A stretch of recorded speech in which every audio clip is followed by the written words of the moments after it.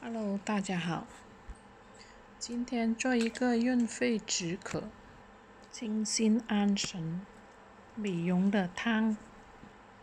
现在就开始准备材料：沙参润肺化痰，麦冬润肺清热解毒，百合润肺安神，玉竹润肺安神美容，人参须美容安神。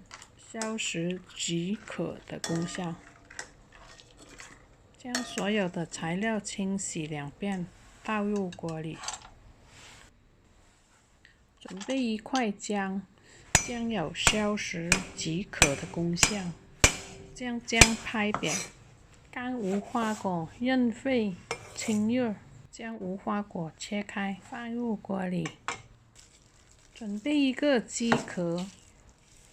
将鸡的鸡皮去掉，鸡的肥油也切去，但不要切得太干净，留一点油，煮出来的鸡汤会香很多。鸡的屁股也去掉。在切鸡之前一定要清洗干净。鸡切好后不要用冷水清洗。鸡切好后放入锅里。然后倒入8碗的冷水，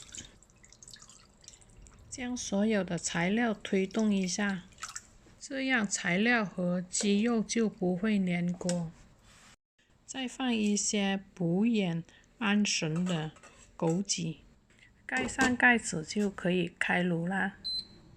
用大火烧，水开后用小火煮2个小时。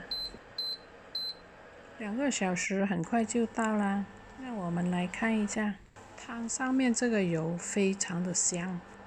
煲好汤后要将油去掉，这样的汤更加的好喝和有营养。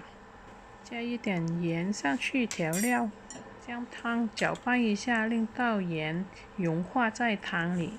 沙参、玉竹、百合、人参须鸡汤就做好了。喜欢我的视频吗？如果喜欢的话，给我一个点赞。有时间给我一个留言或者是评论，我会很快的回复你。